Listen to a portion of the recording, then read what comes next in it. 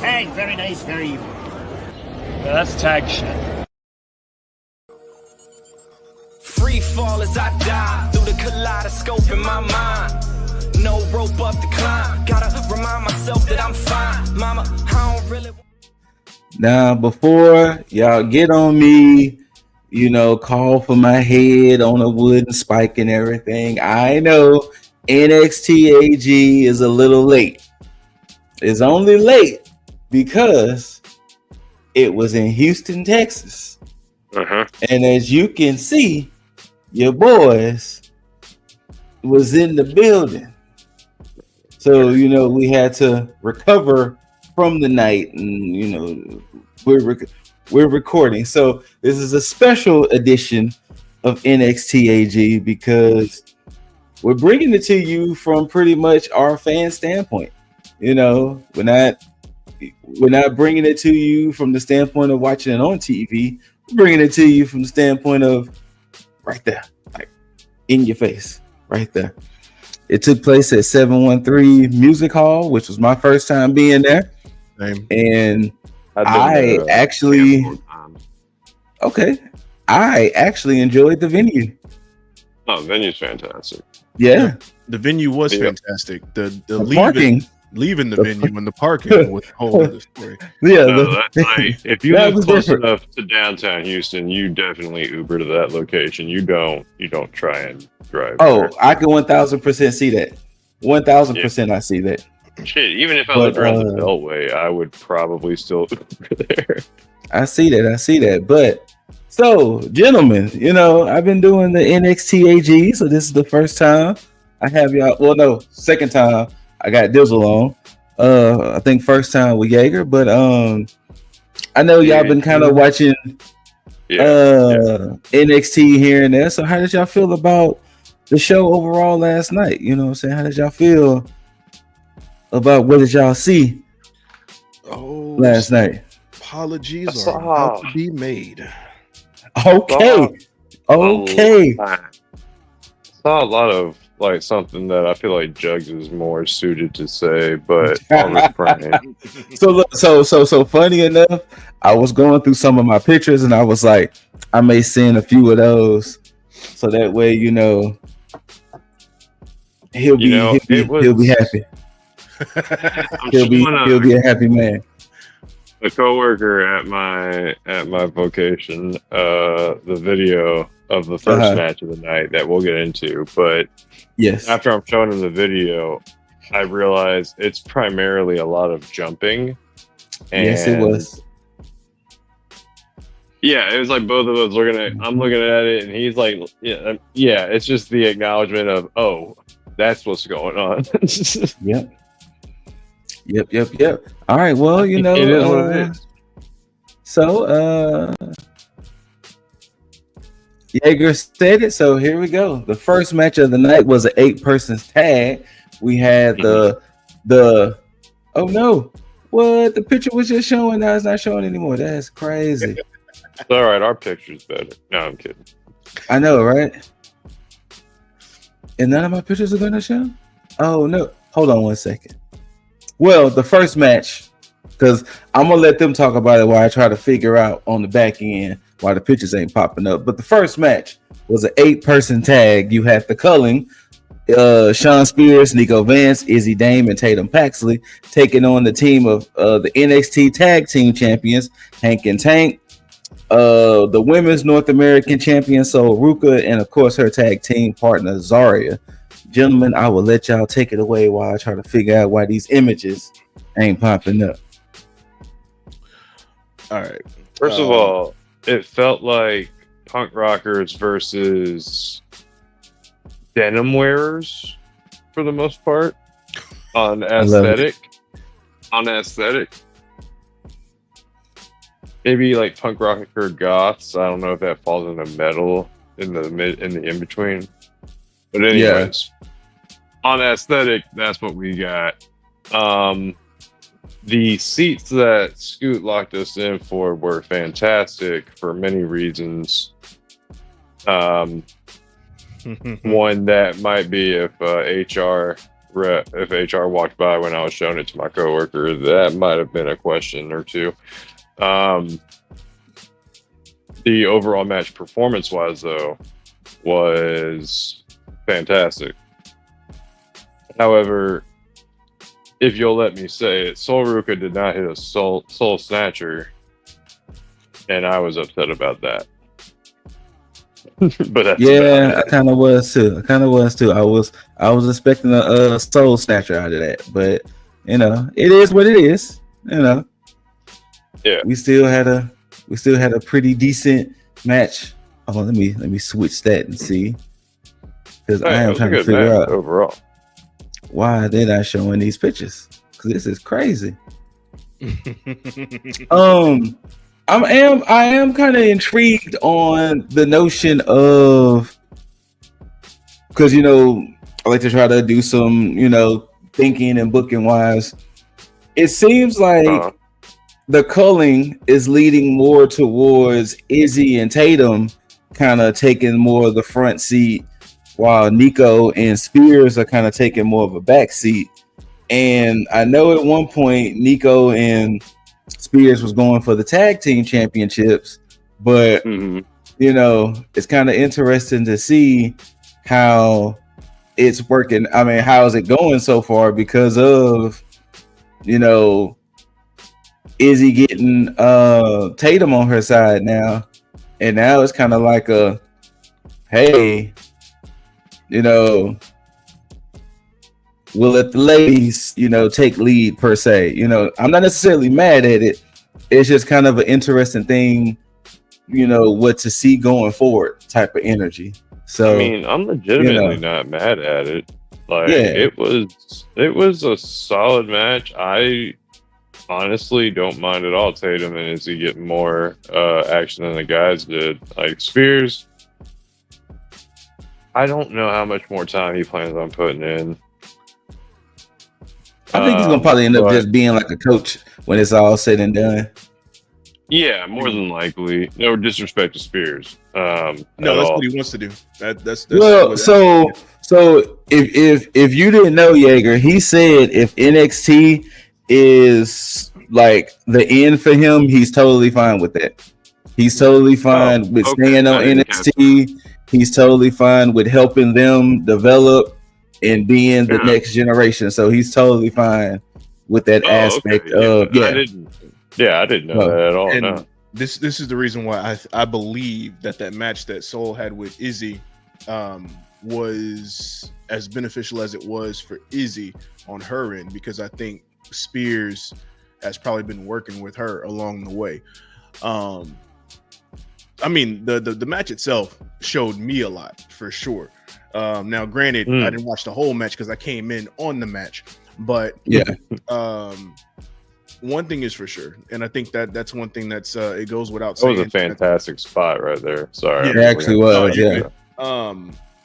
One thing that goes without saying, and it shows even in a live setting, is that Sol Ruka is absolutely over. Yes. 100%. 100%. Something about her that I mean, and we talked about it last week when we did the review for Evolution. For Evolution and for Great American Bash.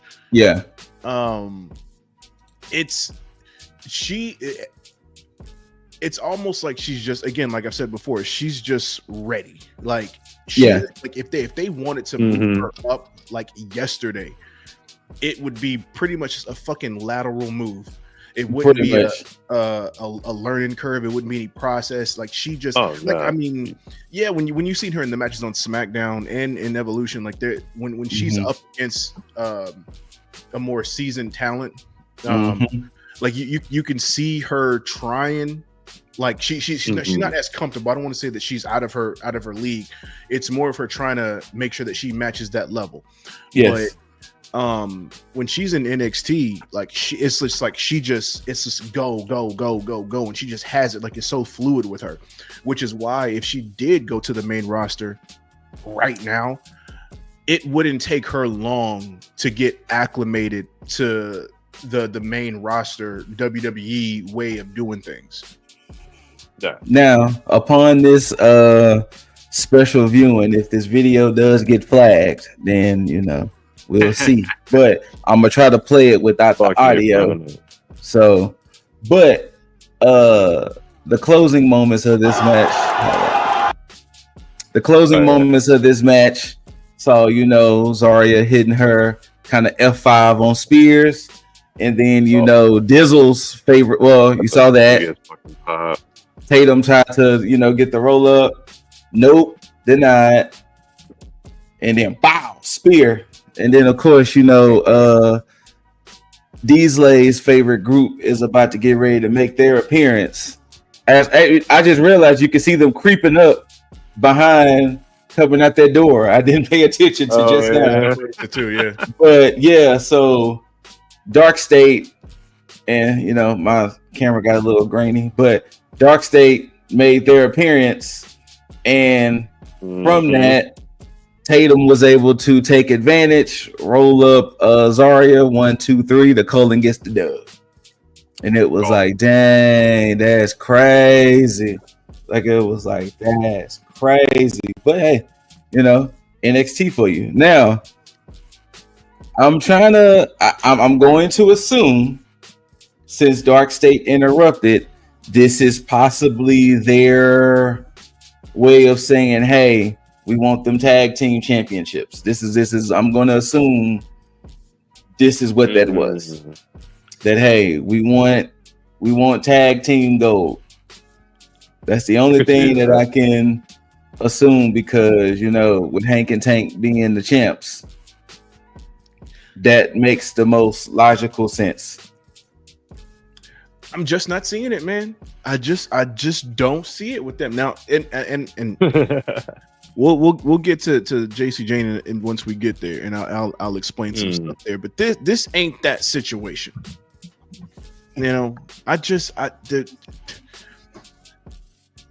not doing it for me. I don't know if they ever will. They're just now. I said their shirt's cool. The shirt's cool, but other than that, it's just I'm not convinced. Like, how long do they want to push a toxic attraction gimmick in a faction?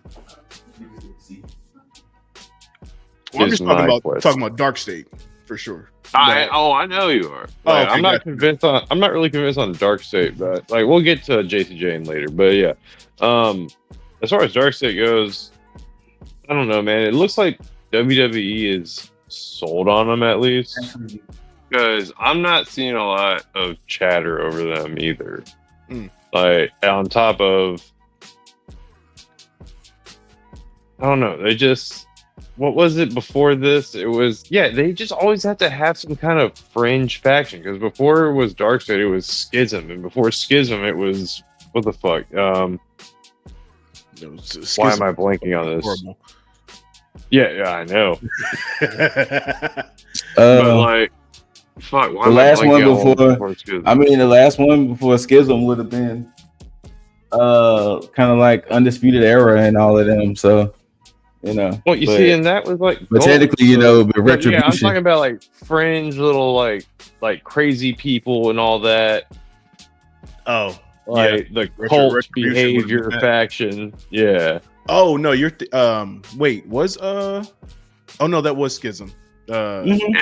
Gacy's group. Yeah. Yeah. So it feels like they're just committed to a certain gimmick of a faction more so than they are to pushing a certain person's story. You know what I mean? Mm-hmm. That makes sense. So, that makes perfect sense.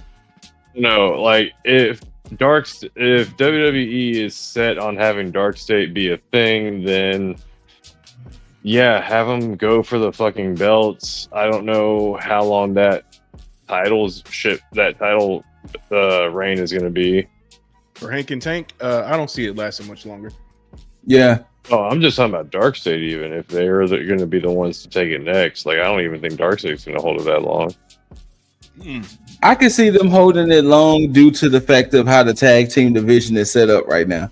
Like there aren't many tag teams in NXT like that, especially with Fraxium being gone. So yeah, I can see them. That's a good point. That is a good point. Yeah, so I can see it just fall for that point alone. But then you might as well go ahead and start giving gold to Darkseid if you're gonna have the tag belts tied up to them. I don't want to see that though. Anyways, all right. Well, her name was mentioned earlier, so JC Jane was having her kind of championship celebration because, as you can see on her arm there, she is now champ, and not just any champ. She is NXT Women's Champ, and yes, TNA Women's Knockout Champ. She dethroned Marsha Slamovich at Slammiversary, and she is pretty much the first cross-branded. I mean, well, in WWE since cross-branded champ. Because I don't want Mercedes Moné. We know. As far as in WWE's case, she is the first cross-branded champ, and yeah, is she? Oh yeah, she is. Yeah, she's cross-branded champ. I don't know if WWE would be conceited enough to label Charlotte that, because wasn't she NXT and WWE Women's Champ? I don't think she was both. No, wait, was anybody NXT and Women's Champ? No. Or am I? Okay, never mind. What am I imagining right now? Probably thinking about because they usually showed her bullshit. Yeah, how Mandy Rose would kind of say the UK was that was more of a unification more than that was a hey, you're champ. But bad. So don't let me fabricate shit. Thank you for the fact check. No, you good. But so yeah, JC along with Fallon has been coming to the ring, and JC is pretty much talking her trash. She's pretty much saying, hey, I'm supposed to be the most beatable champion. I'm supposed to be the one that supposed to take L's. I wasn't supposed to get this far. I wasn't supposed to be the one. And look at your girl.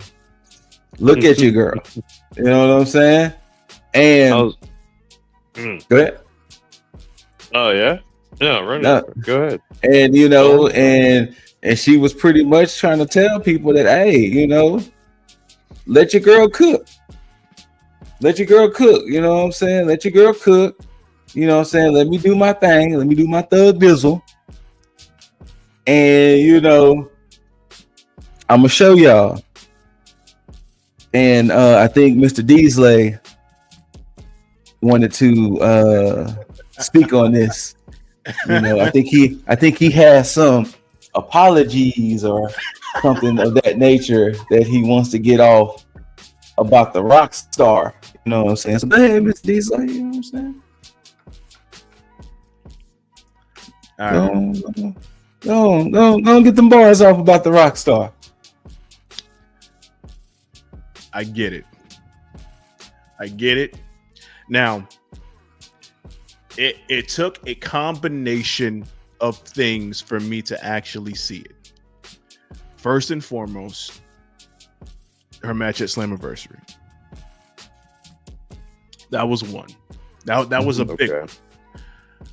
But then, and I know we pretty much go back and forth with the IWC as a whole, and usually you can kind of gauge the temperature on somebody, more than likely at a live show, and watching it from the venue instead of watching it on TV. I mean, granted, you'll always get the pop, you'll hear the dual chants regardless on TV, but to feel it and to be no piped in noise, nothing like that. It's just no production polish and nothing like that. It was very organic, and most of the crowd was behind JC Jane. And the fact that when she did take the mic and she was able to address the criticism that she has against her, I was like, I get it. She's got a chip on her motherfucking shoulder. and it shows. And so once I heard her say that, then everything kind of just culminated into one small realization for me, because then I thought about the match and I thought about her winning the championship, and I'm like, oh, this is about to be something good. Hoping it's a bit of hopium, because I'm looking at it from the perspective hopium. I'm looking at it from the perspective of how I view Dominic, because when everybody was shitting on Dominic, I was like, yo, just let wait. Him cook. Let him cook. And I let him chef it up. I cannot be a hypocrite if I'm going to do one thing for Dominic and not do the same for JCJ. Come on. But at the same time, people understand this. I was looking at it from a perspective of watching Toxic Attraction, and then having my bias when it came to Cheeks. I was like, well, I think she needs to be the one that should have all of this going on. But there's something about the person that's the most underrated, because then when you give them the ball and you let them run with it, 9 times out of 10, and percentage wise, absolutely 9 times out of 10, usually when you give that person the ball in full reign to let them quote unquote cook, they tend to come out on the better end of things. So with this and that celebration picture that she has right here, I am being so disrespectful, because for one champion to another, oh my god, you know, I am so sorry, y'all. We've been talking about champions and championships, and I'm not representing mine. Jesus Christ! All right. I'm sorry. I'm watching AEW live, and do you want me to tell you real quick? I'm sorry to go off. Sure. So Claudio I'm sorry. What is the suplex when you pick them up and then drop them on their stomach? I know what you're talking about. It's like you're going up for a suplex, but you're just dropping them straight back down. I think it's either a release vertical or a gorilla press. And he just I think it's a release vertical. Mm-hmm. Anyways, he just released vertical Mark Briscoe in between the legs of the chair. Ouch.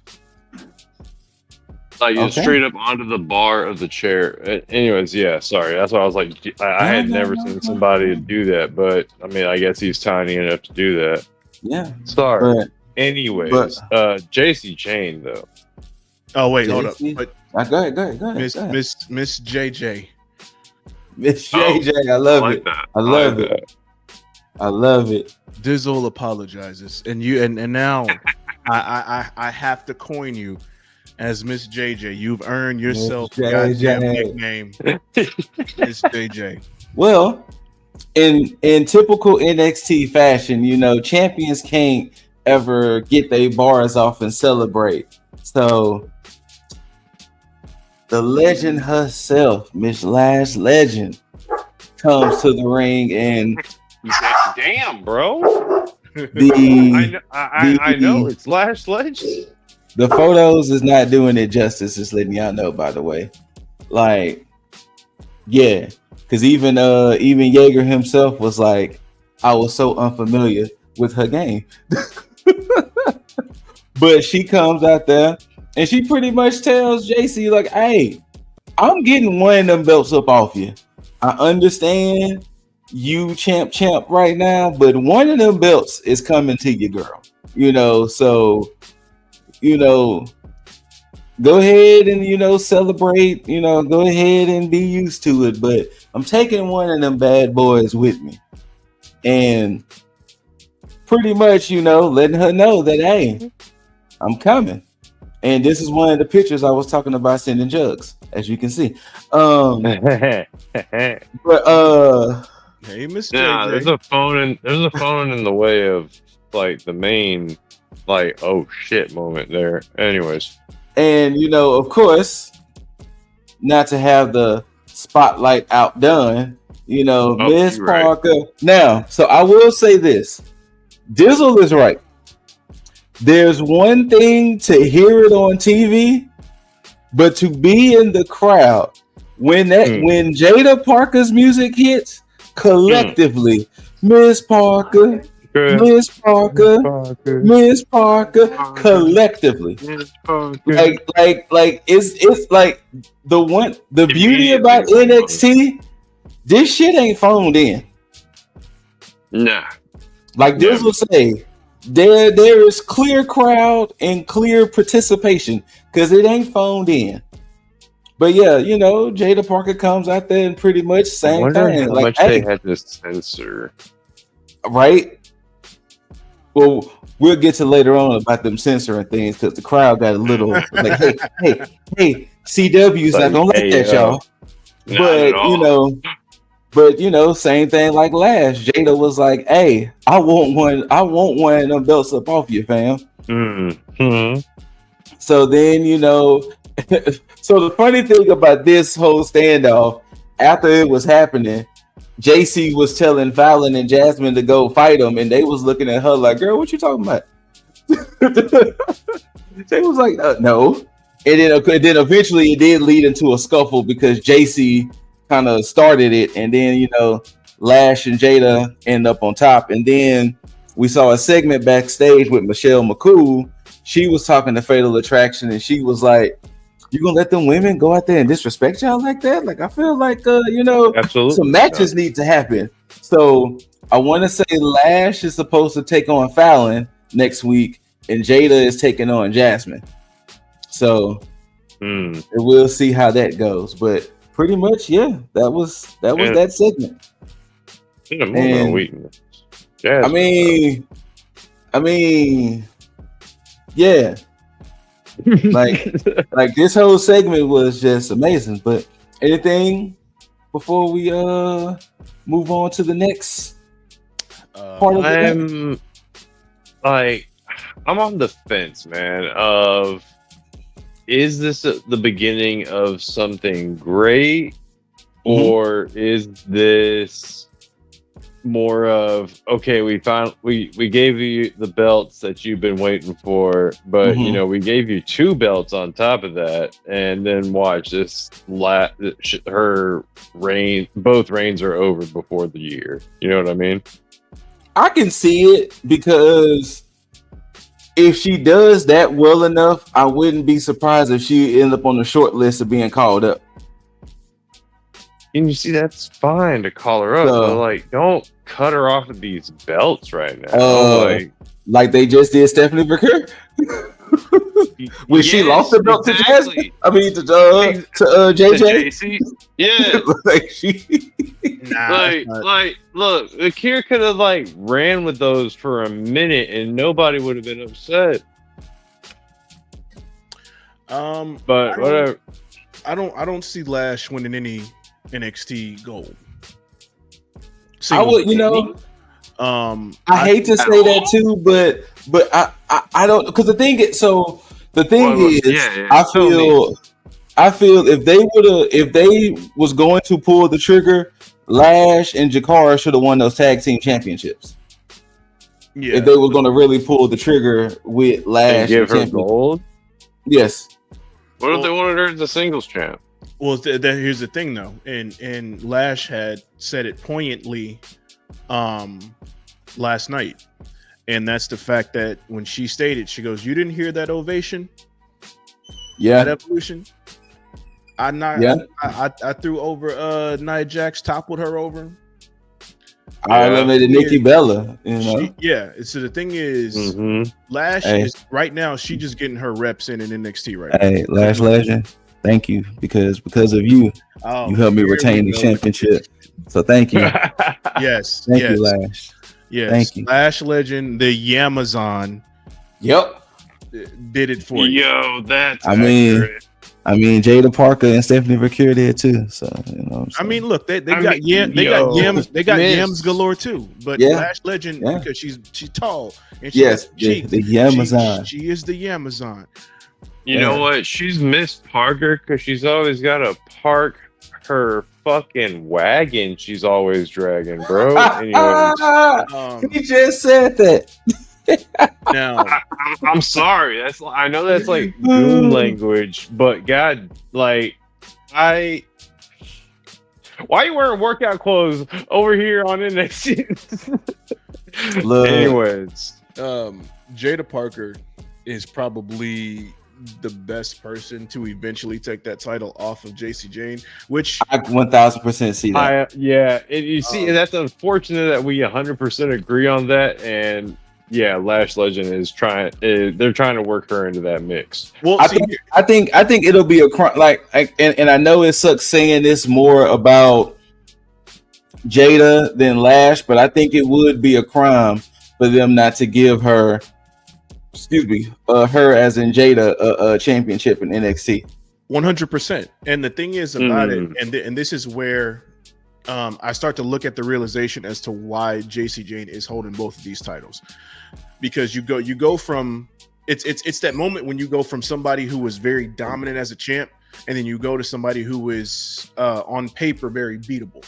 So you make it easier for them to take the title off of them, and you don't question it. So I'm in tinfoil hat moment. This TNA stuff, we have to be looking at some type of either invasion angle or some type of just brand versus brand type thing, possibly Survivor Series type shit. But no NXT woman is taking the TNA title off, the Knockouts title off of JC Jane. That's just not happening. No. So I can see Jada taking taking the NXT women's title off of JC Jane. As far as the women, it can go either way. What if she just straight up moves to TNA? That's also possible. What if she doesn't go to WWE at all? What if she just goes to TNA? If this goes with a TV deal that they're planning and they're trying to get more eyes on the product, I can see that, because right now Trick Willie is doing some good stuff with getting eyes on the TNA product for sure. So I don't think that the men's aspect of it isn't really necessary, because you got Joe Hendry doing his thing, and he's putting enough eyes on the product as is. Yeah, I believe in that guy as a superstar heel, and I put that in quotations for Trick, because TNA still is on the lower tier when it comes to the promotions. That's fair.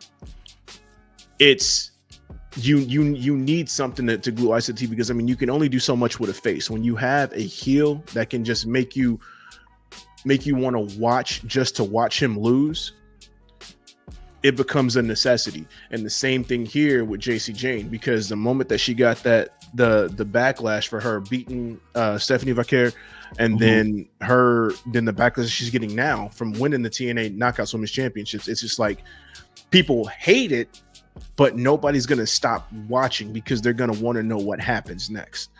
So that's why I think that she has both of those titles right now, because it is going to make it easier, and it's going to make people jovial for the people that hate this to watch her lose. Now, of course, when you got people, but this is also the good thing for her too, because when she does lose, she's not going to fall to the wayside. People are going to be sympathetic to her because of the work that she has put in over the next, I would say, 3-4 months of her being women's champion. I can see that. So right at the December shows or November shows, probably, because I have to look at see when Survivor Series. Fair enough time. Yeah. Survivor Series is sometime in November. I forgot when they announced it, but it is sometime in November. Okay. But, all right. So, hey, JC got both Lash and Jada. You know what I'm saying? Gunning for her and gunning for them championships. And I wonder when they're going to pull the trigger of potentially going ahead and breaking up the group. But now, ladies and gentlemen of Tag Nation, in one night, we saw one man go from a sort of dislikement to possibly being a fan all in one night. in one evening. Oh my gosh, we really and okay. The next match, we got one absolute Ricky Saints taking on Jasper Troy, aka the hometown boy. We found out that Jasper is from Huffman, Texas, which is about 40 minutes from Houston. So it's pretty much about his hometown. Like a Woodlands drive. Yeah. So it's pretty much about his hometown as you gonna get. But the reason why I said what I said and how I said it was because now Dizzle actually had valid reasons to say the things he was saying about Jasper Troy.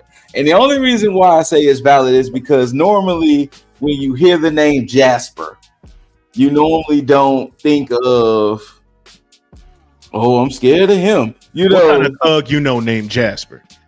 I know certain people that talk like this named Jasper, but I've never seen a man named Jasper Troy trying to be a foreboding presence. Exactly. Well, now, Troy is fine, but Jasper. Honestly, if you just did Troy and then him rocking his gimmick he has, I could even rock with that. Yep. Well, Jasper Troy took on absolute Ricky Saints, and they had a pretty good match. It was a pretty decent match. Yeah. Now there was parts of the match we didn't get a chance to see due to what happened, but it led to the aspect of these two gentlemen was outside the ring fighting forever. Mm-hmm. And the ref was just kind of on some, hey, bring it back in the ring. And I'm going to assume Jasper threw Saints off the stage because that's what it seemed like. It looked like it. Or he dove on him off the stage or something to that effect. Mm-hmm. Well, after that happened, the ref finally decides to get back in the ring and starts to count. And your winner by count out, hometown boy, Jasper Troy. I remember counting this shit. This went past like 30. Yeah. Like, I like that the ref is being more lenient with the count out, but if you're gonna have the loss be via count out anyway, why didn't you just start counting so much fucking sooner? You could have just still had them brawling outside of the ring and just had it. Yeah, you could have. I don't know. I agree. It was a good match, but the ending was just like, this could have been done better. I agree. It was very like, okay, that's cool. Yeah. I guess it was very like that's cool. What happened? Oh, okay. What happened was. Wait, I don't know. I don't think was this a regular match? It was a regular match. It's just that the ref was being lenient. It's just the ref was being lenient as fuck. Mm-hmm. Okay. Well, yeah. So almost to the point of like a New Japan ref. Yeah. So good old red shoes. Good old red shoes. Shout out. Anyways. So he slammed Ricky through the ramp. Okay. Mm-hmm. That makes sense. Through the ramp? Mm-hmm. Okay. All right. Damn. Yeah. Through the ramp? Yeah. Yeah, because he had him down. Mm-hmm. Because so the ref kept trying to tell him to actually go take it to the ring. And then Jasper scared him. So we didn't see that. See, Jaspers can be scary. I'll tell you what, I found out Jasper was scary last night. He let but yeah. But before we move on, Dizzle had told us that he got a chance to chop it up a little bit with Jasper Troy in the parking lot. So you know what I'm saying? How did that go, Mr. Deasley? A little jealous, not gonna lie. Yeah, so this was the only good thing about having that bullshit ass congestion in the parking lot. So just for context, Jasper Troy had come to the area that we were at when we were watching the main event. And he was I guess he either was with somebody that he knew or he was taking a picture with a kid or whatever, but they had security. It looked like he was hanging out with like people he knew or something. Yeah. I think it was a lot of people he knew. His parents came through there, but there was it could have been his friend, I guess. So because it would make more sense, because no disrespect to Jasper's wrestling celebrity, but I don't see nobody, being like, oh shit, let me get a picture with Jasper. So I'm assuming that it was probably a friend of his that had a kid that seen him on TV and then was just talking. So you had security there just blocking that, because his parents, which we found out was his parents, end up walking over there. And so right before the main event ended, I was able to actually speak to his parents, because I asked them, I had to clarify. Oh, that's wild. Yeah, I was like, oh, y'all Jasper Troy's parents? And we were like, yeah. So I talked to his dad first. And then his mom walked up. And then, I praised him to them, and, they talked to me as any Houstonian would. And so that was cool. So they're really cool people. But then I didn't get a chance to say anything to him during that time, because he was still, he's blocked up by security. So when we were leaving, I was maybe like 3 cars behind the area where you pay. And so I got closer, and then I seen him coming out, and he was taking a picture with the same people that he was taking pictures with on the inside. So he was actually walking past the barricade. And so I was like, oh shit, good shit, JT. And so he had walked up. Yeah, calling him Jasper. Calling him Jasper. Call that man by his wrestling name. Now, his initials. I said, good shit, JT. And he walked up and he pounded. And so I told him that I had talked to his parents. So, you got good parents, stuff like that. And he was like, "Oh yeah, man, appreciate that." I don't know why you would compliment me on praising your parents, but hey, it's the other way around. It's like it's like, oh yeah, you got a good son. Good, you raised a good man. Oh, okay. Like, oh shit, you got nice parents. Oh, thanks, man. I appreciate that. Hey, on the other some foot people, moment. Look, it could have been a different story. So hey, but let's it went that way. Not to go too long on a tangent, but I had a similar experience with that. I went to the San Antonio Ring of Honor show, like house show, and Juice was there, and he was coming out still in his New Japan gimmick and all that, being funky and stuff. But I think it was his uncle or like great uncle or something like that. But anyways, it was an elderly, like an older couple, and they were just like, when he came out and like we were cheering for him and everything else, he was like, oh yeah, like we're his family, blah blah blah. And it was like, oh man, like we did the same thing, like sung his praises and everything, and it was fun to do that. The only thing I didn't get to do was meet him later. Yeah, so envious on that side of the experience there for you, Lip. That's cool. You at least got to chat him up a bit. Well, yeah, and that show, and like I get, and his demeanor is kind of what showed me that if he keeps that demeanor up, that humility, I can see him actually having a decent run, not just in NXT, but potentially on the main roster. I can see that too. He does have the size, he does have the build. I mean, granted, he is a little green, but it's not bad. It's not noticeable green, I guess, for lack of a better term. He seems, I mean, as long as he wrestles big, he'll be fine.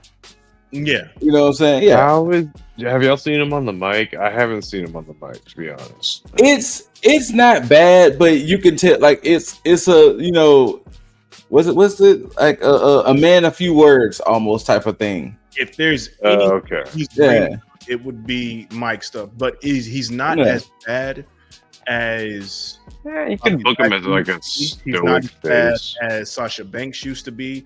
He's not as bad as Ricochet used to be, or Bobby Lashley used to be. Yeah, that's that's the thing. It's like shit, they didn't let him talk for a while. Exactly. To get better, like he doesn't have any cadence issues, and that's the main thing, because everybody that I named has cadence issues. So that's a good point. Okay. But yeah, so Troy gets the dub by count out, and I guess we'll see what happens. Now, the next part was almost worth the price of admission alone, because as you can see on this image,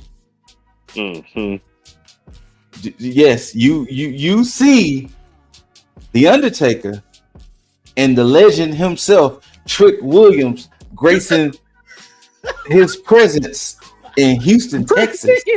You know, the legend Trick Willie, was deemed Houston worthy to be down here for. Okay, wait. For jokes, I'm just joking.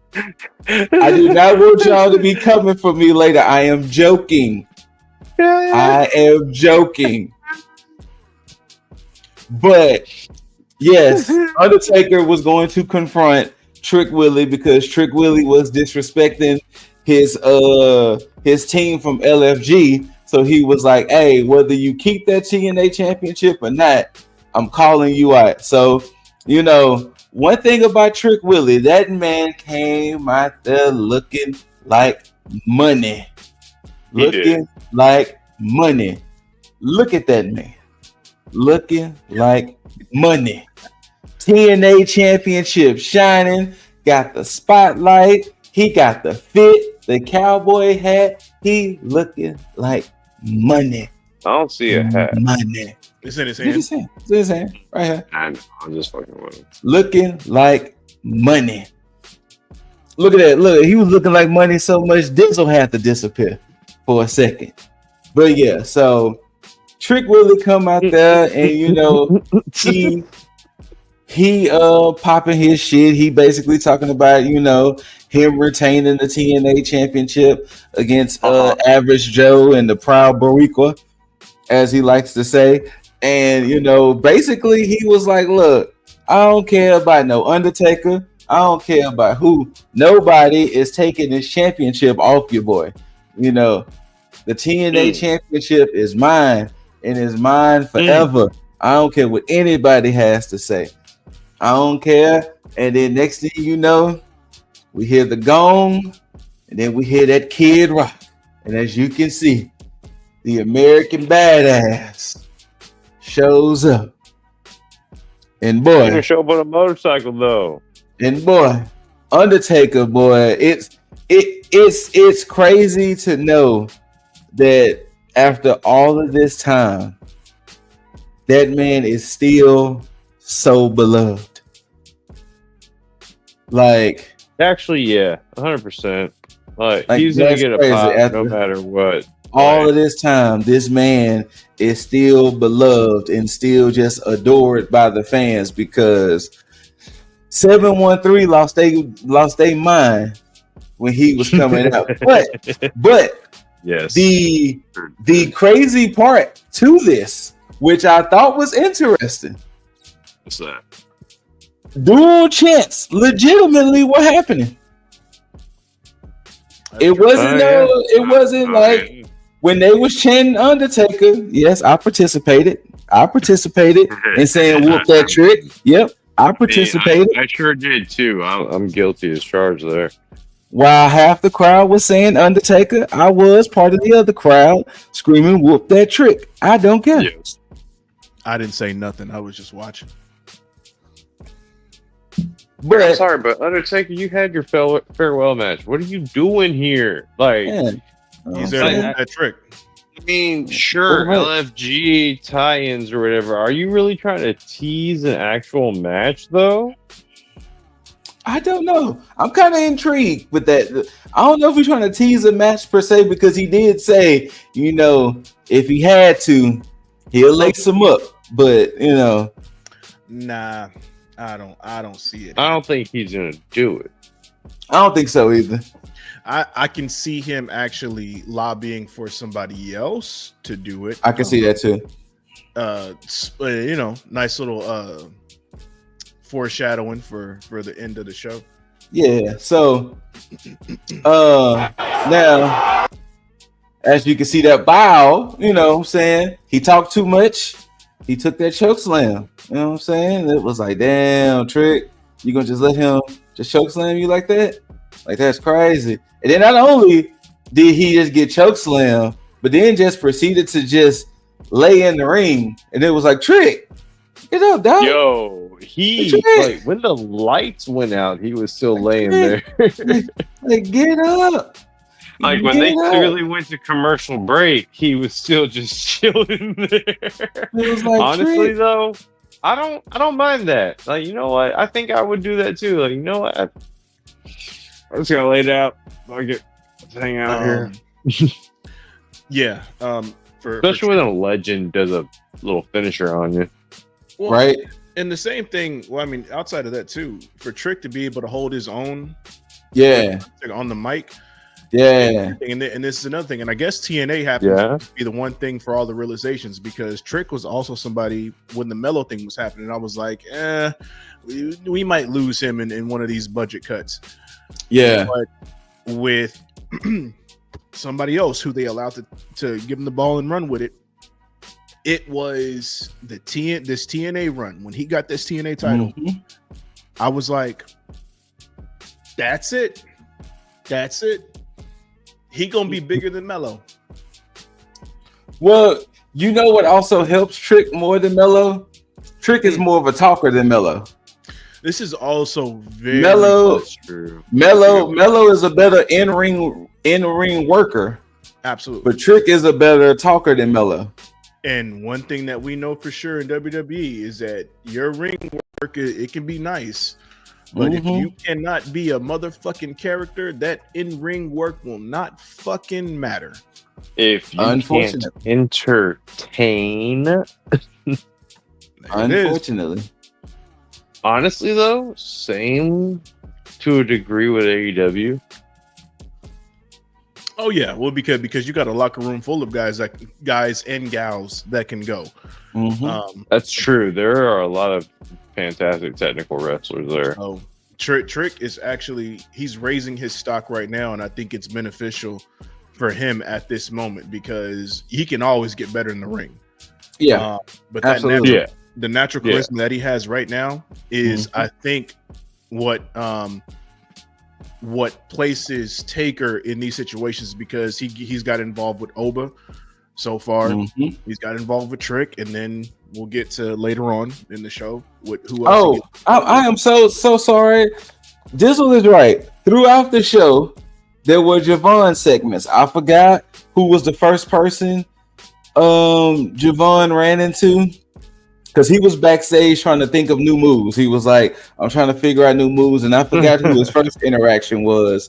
But his second interaction was from Yoshiki and Amora, and basically they was talking about, the title match that was the main event.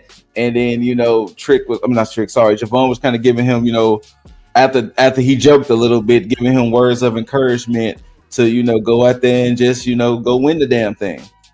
And then, just like what Dizzle said, we'll get to the ending later. But for some people, this next match was the price of admission to some. You had Ren Sinclair, the hometown, the home state, rather, the home state girl, taking on the glamour, Blake Monroe. For some people, that was the price of admission alone, because, man, get a chance to see Blake Monroe live and in color, just like bam. Oh no, it cut the picture off. It cut my picture off. That is trash. Wow. Big trash. Whatever. I'll just leave this one up. I'll leave this one up. But pretty much this match was straightforward. They tried to let Ren get some offense in because she's a hometown, but we all knew this was more about Blake because this was her debut singles match. So the back and forth was cool, but it did end up leading to her getting the W. And hand was raised. And then now Jordan Grace, which this picture might come out messed up too, but Jordan Grace came out there just a ball of fire, trying to get her hands like. Trying to look at which moment that is. That was when after, and they kind of snatched her out the ring after she had German suplex. That dude. Yeah, I remember that. Yeah, she already German suplex one security guard. Then when they snatched her out, and then Blake hits her. I'm assuming she hit her double arm DDT on the outside of the ring to Jordan, so she got the upper hand. So, but yeah, so it's interesting to see that they're definitely letting Blake warm up in NXT. Yeah, like it's going to be impossible to see that if Blake don't ever win that championship. Yeah, unless they want her on the main roster like tomorrow, I can see Blake with that championship pretty soon. Nah, well, not pretty soon, more like next year.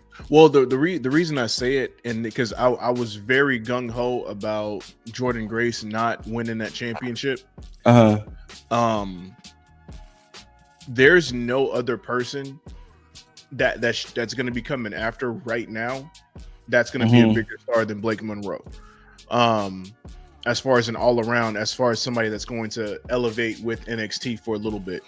Because Jada Parker, nothing against her, she's going to be an absolute fan favorite, but Jada Parker doesn't have that natural star power that's not to say she doesn't have star power. There's different levels of star power, and there's just something that you can see in terms of, like, let's say a Becky.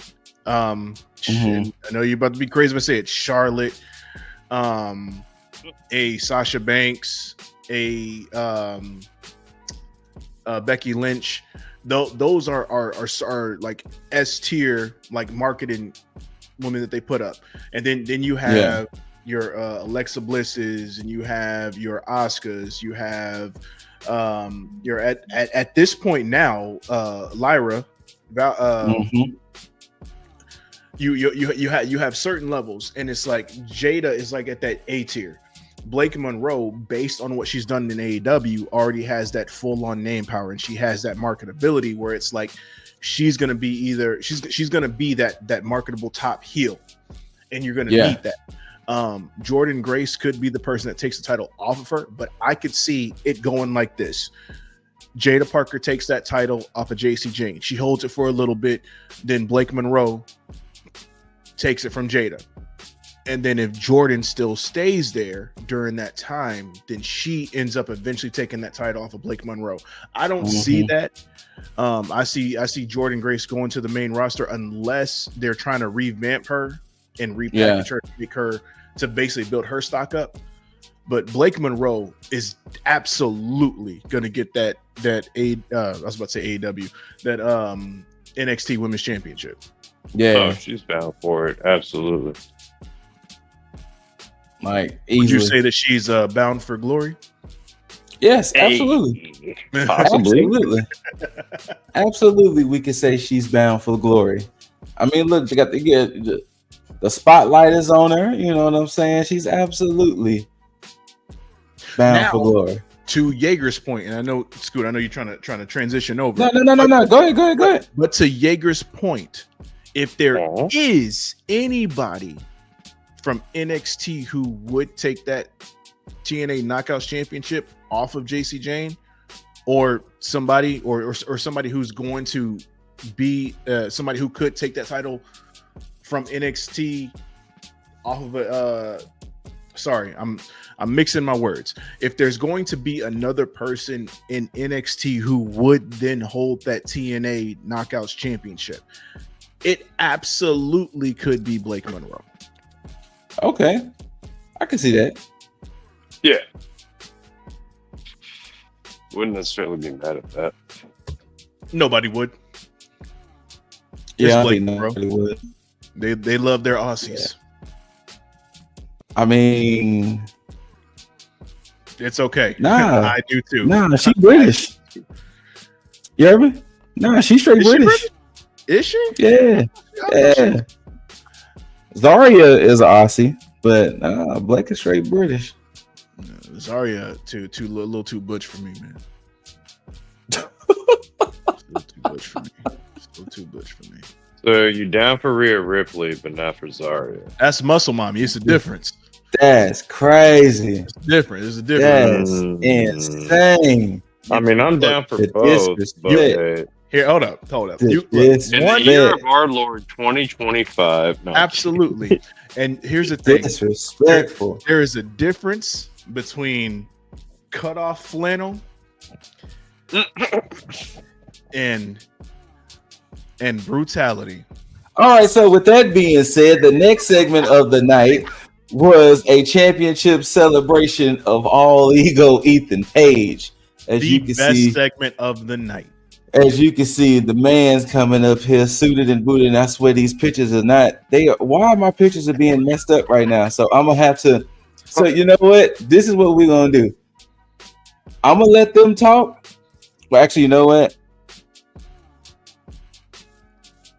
We're gonna have to fast forward ahead. So pretty much, All Ego Ethan Page was like, "Hey, you know, I'm Canadian after my parents immigrated from I forgot what he said. I think he said, did he say Yugoslavia? Yugoslavia, thank you. And he was like, you know, we went to Canada. And look, I'm here to say it right now. I'm the best North American here. Not only I'm the best North American here, like I want my Canadian flags to fly. And you know, this championship. This championship is a nah. So even though it's in a terrible picture, which give me a second because I'm gonna make it better.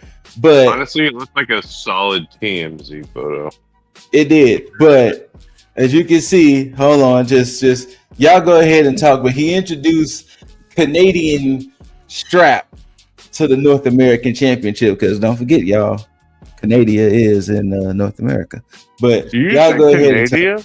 Canada. Yes, good old Canada. Good old Canada. This motherfucker. Anyway. Oh, Canada. Yeah, old Canada. Look, here's the thing.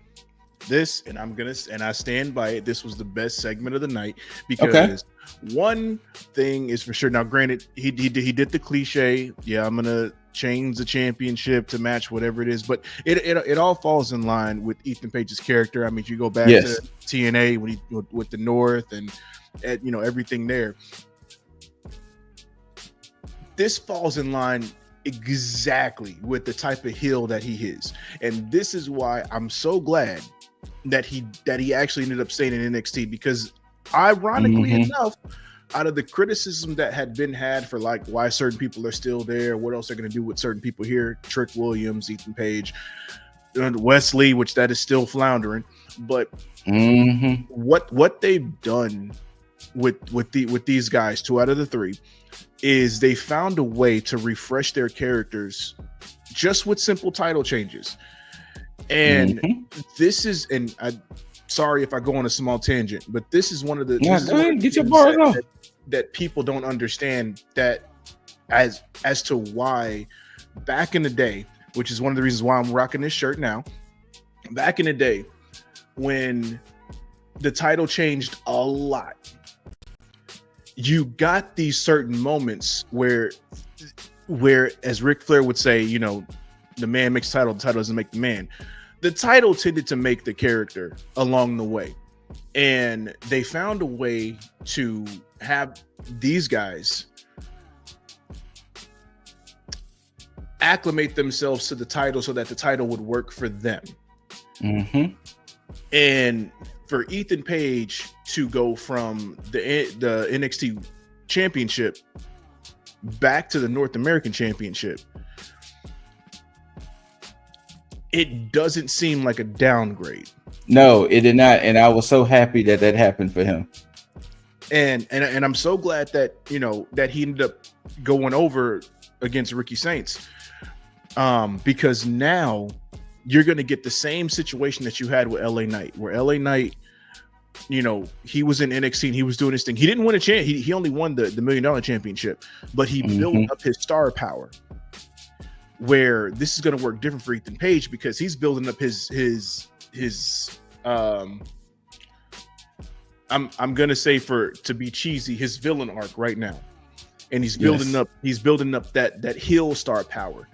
So once he actually does go to the main roster, it's gonna feel like a natural transition because he's so good at being a heel, and this is why he's so good at it.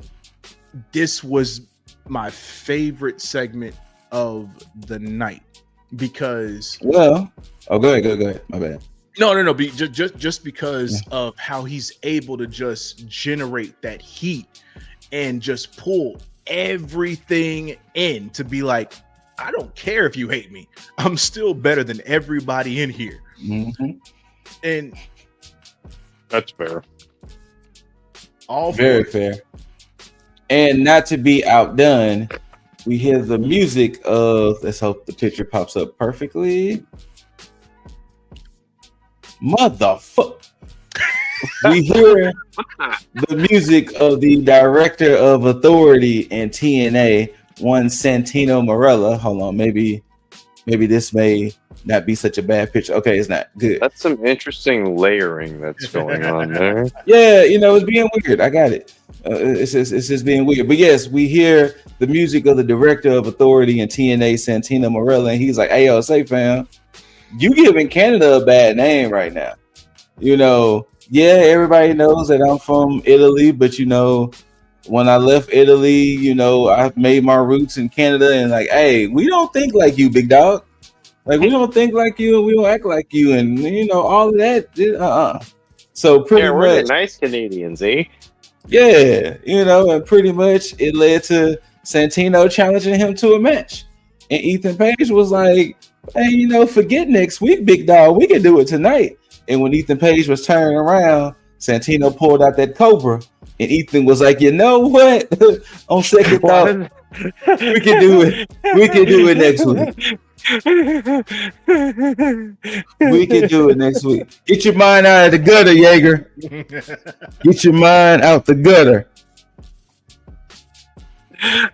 I'm sorry, man. It's the way you said it. It's the way you were just like in there with I know what I said. That's why I just kept on talking and sped through it until Jaeger started laughing. And Santino pulled out that Cobra. It was like, so not with that.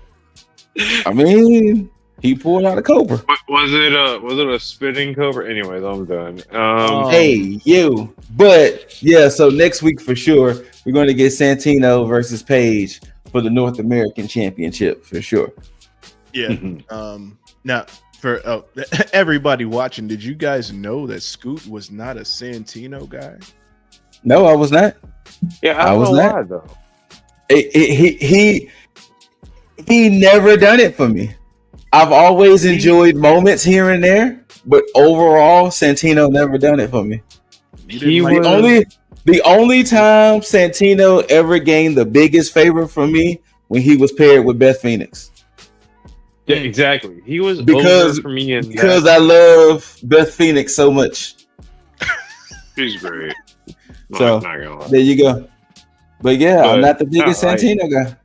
From when he got into his daughter, on the other hand, is a different story. Just diving all the way in on the on the joke characters art, no matter what he was in. The shit always cracked me up. But whenever it got involved on some main championship storyline that I was invested in, I'm like, bro, get the fuck out of here. Let me watch this. Stop trying to. Now, this is the perfect example of somebody who is all character and not so much in ring, and very beloved. I can't say that about R-Truth because R-Truth actually goes in the ring. This is a big difference, but which is amazing to me at this point. The thing is with R-Truth is that his character is so big, his charisma is so big that it overshadows his amazing in ring. And that's the problem. And then it's one of the situations where you kind of get typecast, I guess. Unfortunately. But Santino is right where he needs to be. So, but so that was that segment, and now we get to move on to the main event of the night. A good old fashioned kaiju battle You had Big Obafemi taking on Yoshiki Inamura and Josh Briggs for the NXT Championship. These three men were hard hitting. My goodness. These big men were slapping meat.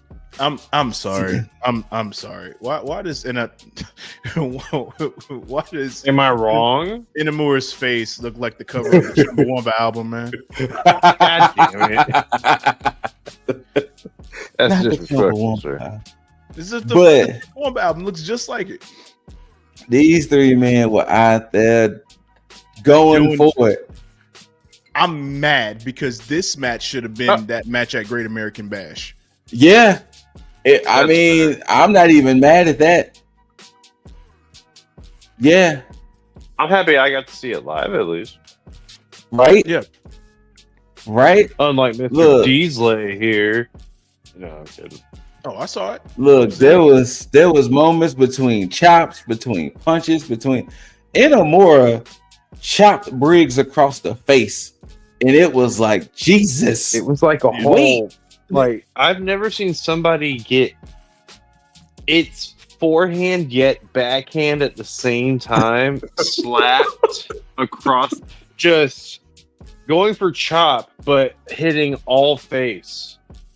Like, I don't know if forearm or hand made contact more, but either way, it's just, no, not even that, no. He definitely got that a pimp named Slickback treatment. He did. He did. Like that shit was crazy. Like it was just like these men were not messing around. Like it was very like looked like it hurt. I bet it did. But it was a great match to see live. I appreciate the action in it. I appreciate the false finishes. I appreciate everything. Like they literally gave us a pay-per-view worthy match. Yeah. Yep. Last night, like easily. That like Dizzle said, this should have been the match at Great American Bash, if we really being honest. Because this would have went over a lot more.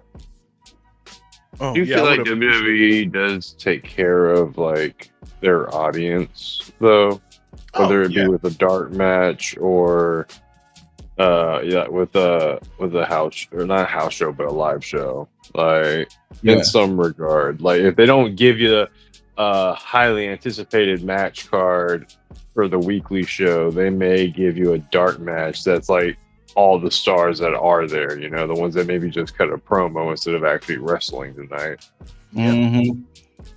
But like they do take care in a good way. AEW, they don't really do dark matches, but they do film like 2 shows in like one live setting. And shout out to Briggs with his smoking like skull jacket, by the way. That was shit was lit. I got videos. I should have sent them to you. Yeah, that was kind of fire. You know, that was legit. Absolutely.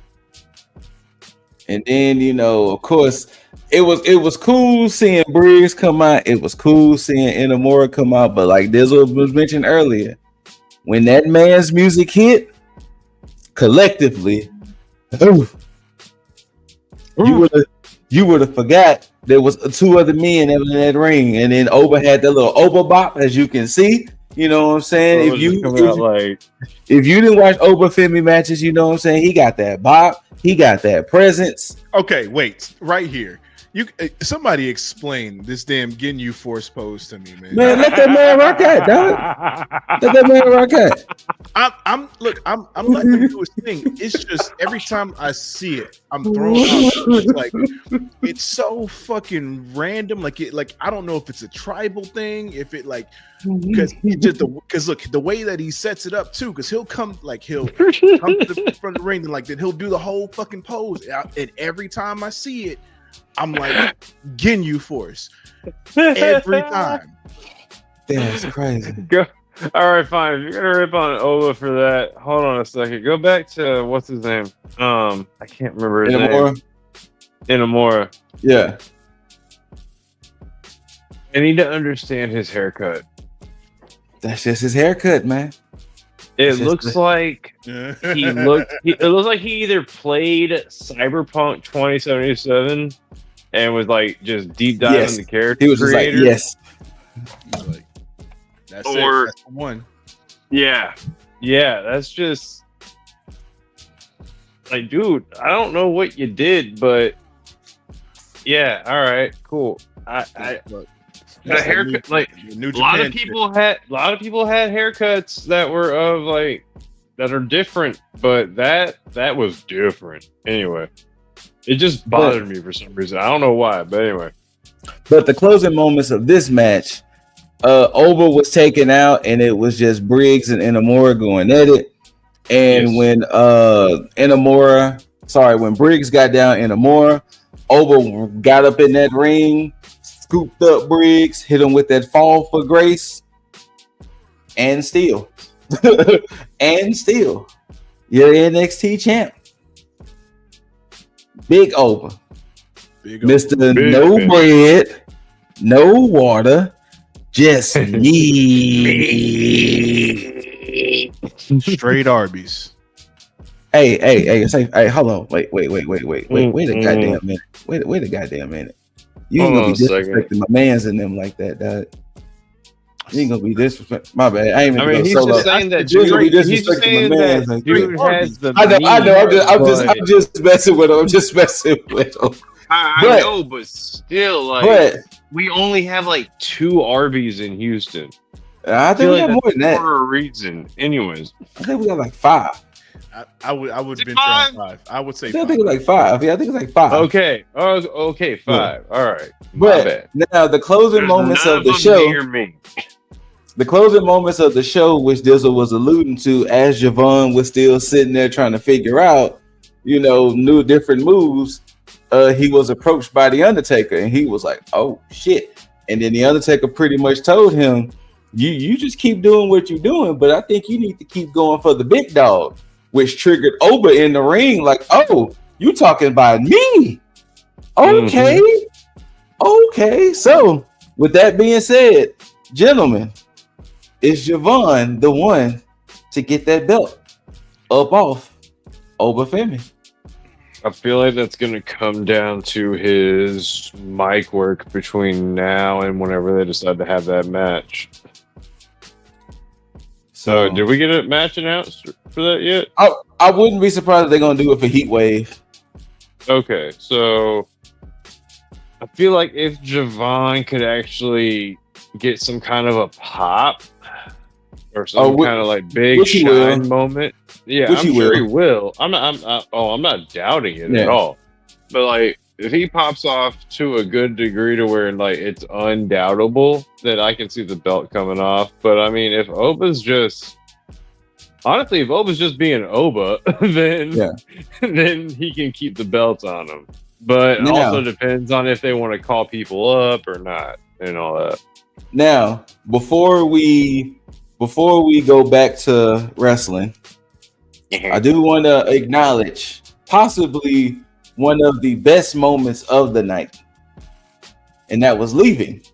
Because upon leaving, No. I'm saying upon leaving the venue, we was able to get like the shot of the city. You know what I'm saying? That's our city, y'all.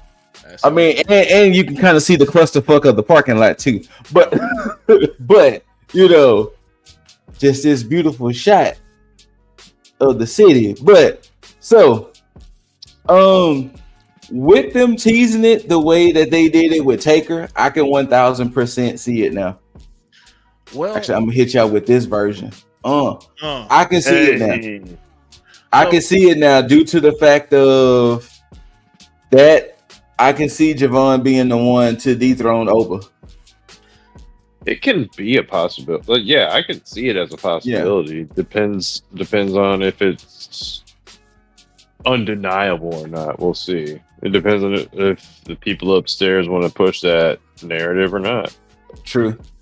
It was up until this moment here that I couldn't figure out what it was about Javon Evans that just doesn't stick with me because again he moves like a cruiserweight and he's very fucking tall. Yes, he is. But then it clicked. He needs to figure out whatever's working for Logan Paul. But just do it in the opposite way. To work for him. Yeah, because thing is Logan is also very tall. And he also does the flippy stuff.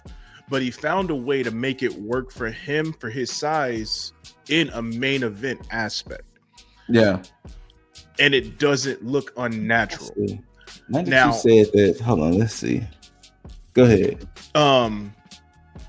But because Logan Paul is 6'2", Javon is 6'1". So yeah, they pretty much.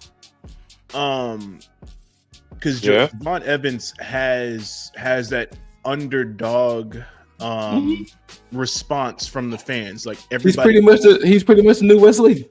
Yeah, and thank you for saying that, because as soon as you're talking about Oba, I was like, because my thing was Wes Lee was always the person that I saw to dethrone Oba at the beginning. It was for the North American Championship, because once it was like he was out, once he comes back, he's going to be the one that dethrones Oba.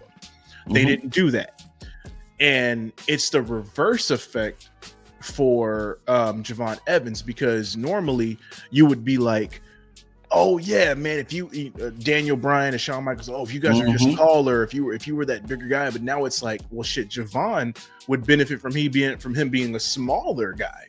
Yeah. But now that I think about it, just like I said, if he does whatever works for Logan Paul to work for him, he is going to be the guy in NXT, and there would be no question at all as to why he should be the one to dethrone Oba. It's just he's missing whatever it is that's working for Logan Paul. For him, he needs to take that notepad and go to Logan Paul and be know what it is. So I don't know how often you watch a bunch of Javon stuff. So I think what it is with Javon, I think it's a combination of these two things. Since he's young, he talks like the kids today, which is totally fine. I think a lot of times with Javon, he is like a word salad. It's like he uses a lot of words to finally get his point across. So I think if he can finally start to like pinpoint and narrow it down to just bam, bam, bam, bam, and still keep his vernacular, still keep the way he talks, down, I think is that. I think the other thing is with Javon is, like you said too, we're not used to a man his size being flippy. Yes. So he has to learn how to do that within the WWE system with these smaller opponents or with these bigger opponents, because it kind of harkens back to the RKO that was supposed to happen when he fought Randy Orton. Because we're kind of used to seeing guys his size being flippy, though. I mean, like we are, Omega, Will Ospreay, but they're all in AEW.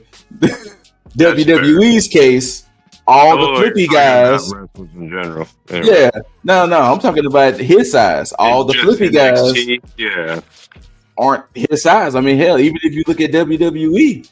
Well, yeah, because even when you looked at the match for AAA, that he had in that triple threat, he was the tallest person in there. So, but yeah, he needs to learn how to, like you said, get it packed tight to where it makes sense to where if he's doing his flippy stuff with a smaller opponent or with somebody his size or bigger, because it looks nice, it looks good, but if it looks wrong, then it's going to stick out like a sore thumb. Yeah. Now, there was somebody when I did 2 gigs and I refereed for Texas All-Star Wrestling. Because it reminded me, because I thought the same way, because he was the first person that I saw that was tall like that, but he dressed like a cruiserweight. What the fuck was his name? Q. Mysterious Q? Mysterious Q, yes. So when I met him for the first time, I was like, oh, this is different. Because now this was back in like 2007, 2008 when I met him. I thought the same thing because he's like, I don't know his actual height, but I know he's much let me look him up. Yeah. But it was the same thing because he's a tall guy doing cruiserweight stuff, and I was like, how was that supposed to work? But for him it works. I think that he ended up going to Reality of Wrestling as well. Yeah, they got him billed as a 6'2". Okay, so yeah, perfect example. Okay. Yeah, he's a 2-time Raw heavyweight champion, 2-time Raw television champion, 2-time Raw Texas champion. Okay, so then take the Logan Paul stuff out of the way. Mm-hmm. What Javon Evans needs to do is get with Booker T and go to Reality of Wrestling and find out what the fuck worked for Mysterious Q for him to be world champion caliber. Because I'm pretty sure, you're looking at it now, Scoot. Yeah. I'm pretty sure he's put some more weight on. Because did he take the mask off at all? Yes, he did. He did wrestle without his mask. Because I remember that was one of the things that people were kind of like, with that. He did take the mask off. Okay. So yeah. I could definitely see that. So that's somebody else who actually I thought of when it came to that. I was just like, because there's not that many people who do that same style at that height. Because most guys usually try to be a big guy like a Hikuleo, even though Hikuleo is Hikuleo got more meat on him now. But before, when he first came in, he was still kind of skinny too. Pause, by the way. Pause. Pause. Like, you talking about me? Pause. Pause. But yeah, this is Q without the mask. Oh man, Q has grown up. Yeah, he has grown up because he oh wow. Yeah. But yeah, it's just so it's one of those situations, man. But I mean, now he looks more like a heavyweight than what he would. So,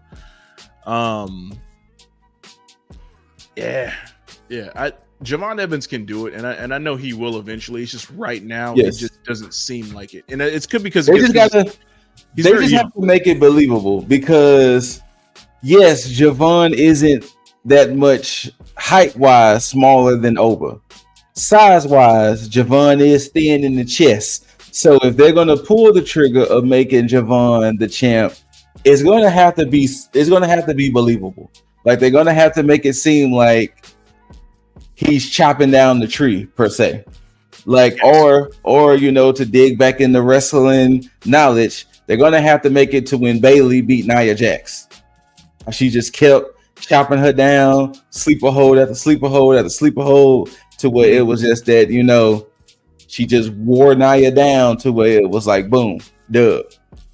So they're going to have to make it very, very believable. Otherwise, it's going to be like, really, this the person Oba lose to, type of energy. So, yeah, they're going to have to make it very believable.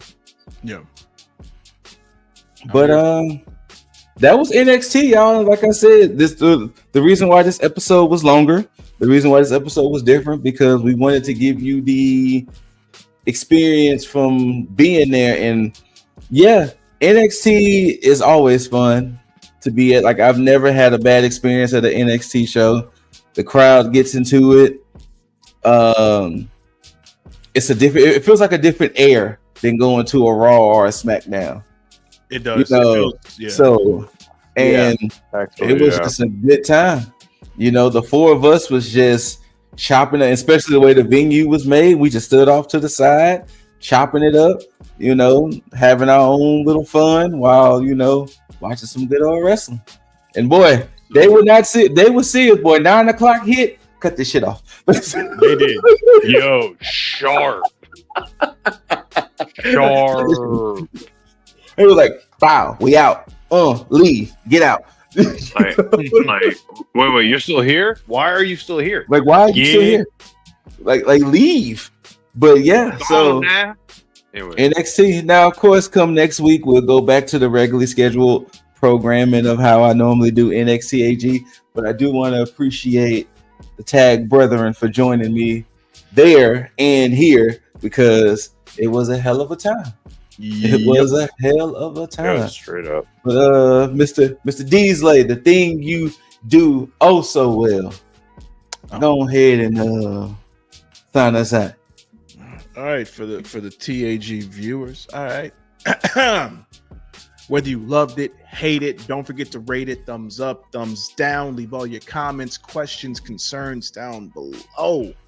If you disagree, agree, or indifferent to whatever the fuck we happen to have said in this 1 hour and 30-minute, 29-second video. Might as well say 30 at this point. Yeah, at this point. Go ahead and leave it down below. 45. Love that engagement. Scoot has no problem going back and forth with any of y'all. I just ignore the shit. Scoot will absolutely go back and forth with y'all. Especially when it comes to NXT. Especially when it comes to NXT. Go ahead and let me know how wrong I was about JC Jane and all that other shit. All down here. Ladies, you already know what to do. You see Jaeger down here. You know, even though he's taken, he's still the heartthrob of Team Tag. So have at it. But of course, make sure that you tag that subscribe button, tag that like button, tag that notification bell, so that way you can get everything that we upload and notified whenever we do drop it. And as I warm up, the nice too sweet for the bros with a good old NXT.A.G official bada bada bada bada bada bada bada bada bam. Oh, I pulled away early. Until you hear these immaculate voices and see these handsome faces, I know that I switch it up every fucking time. We bid you adieu, and until next time, you beautiful, beautiful, beautiful, beautiful, beautiful mother effers, for the one time, NXT.A.G the fucketh. Out. Dollars make a way to make a change. Gotta be insane to make them same mistakes again. So I'm switching lane to lane. Pray the curb don't scream.